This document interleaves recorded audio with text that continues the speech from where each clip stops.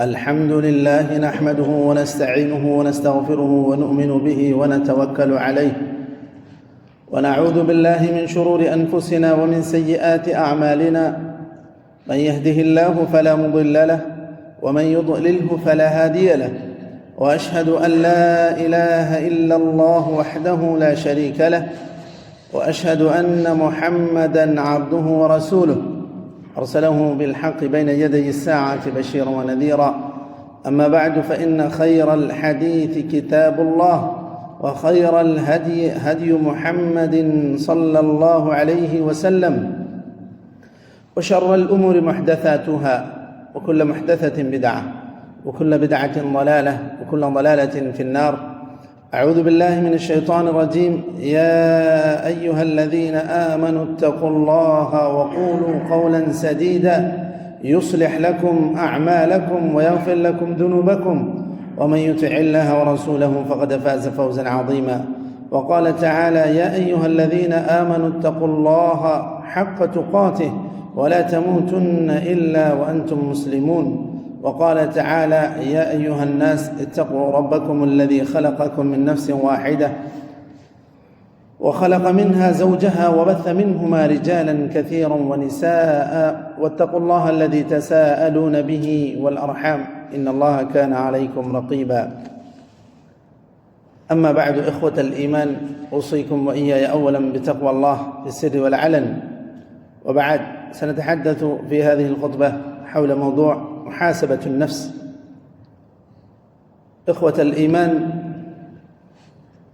ومعنى محاسبة النفس أن يتصفح الإنسان ما صدر من أفعاله، فإن كان محموداً أمضاه، وإن كان مذموماً انتهى عن مثله في المستقبل.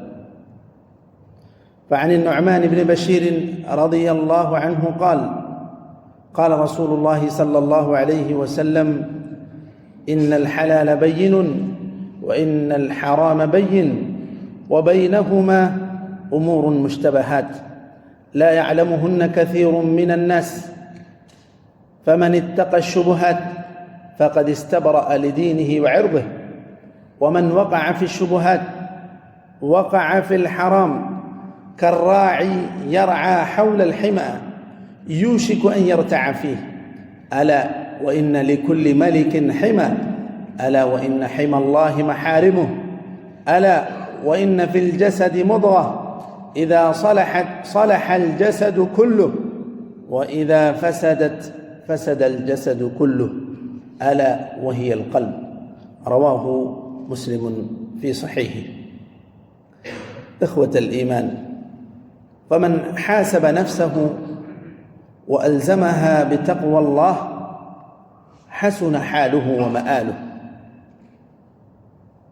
وإن لنا في رسول الله صلى الله عليه وسلم وصحابته أسوة حسنة في المحاسبة.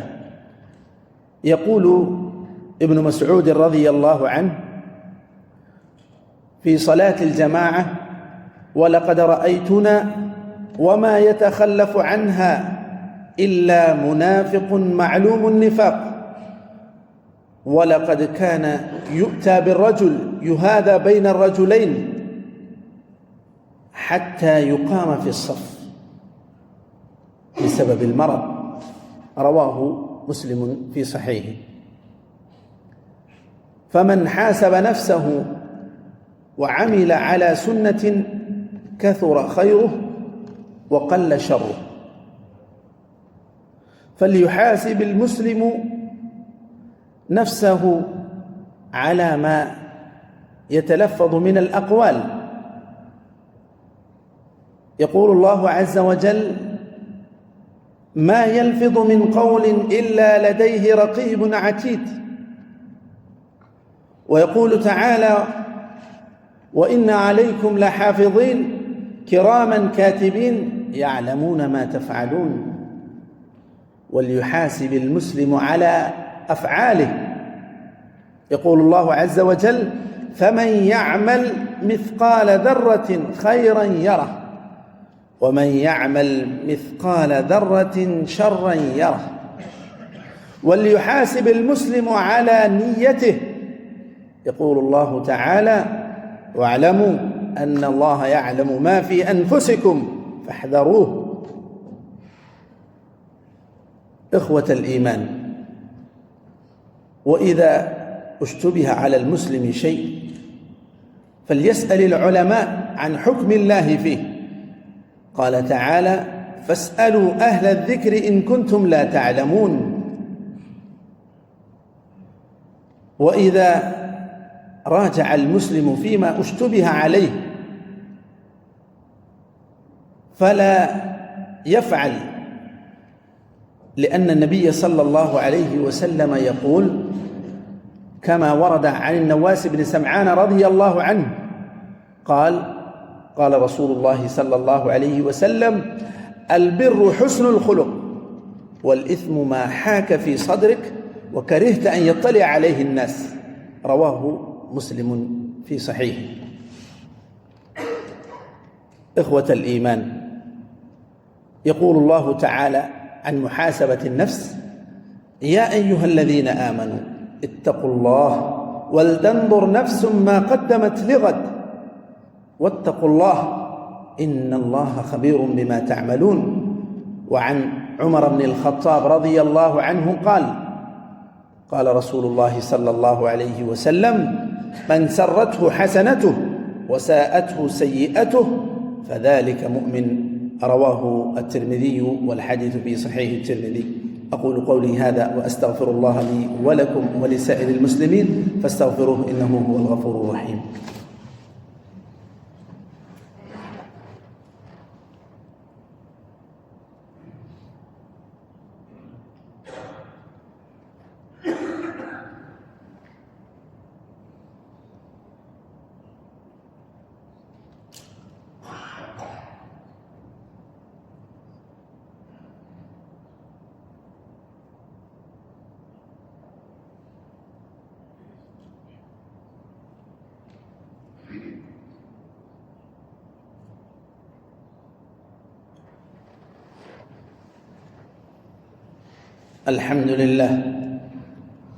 الحمد لله على إحسانه، والشكر له على توفيقه وامتنانه، والصلاة والسلام على رسوله الأمين وعلى آله وصحبه أجمعين.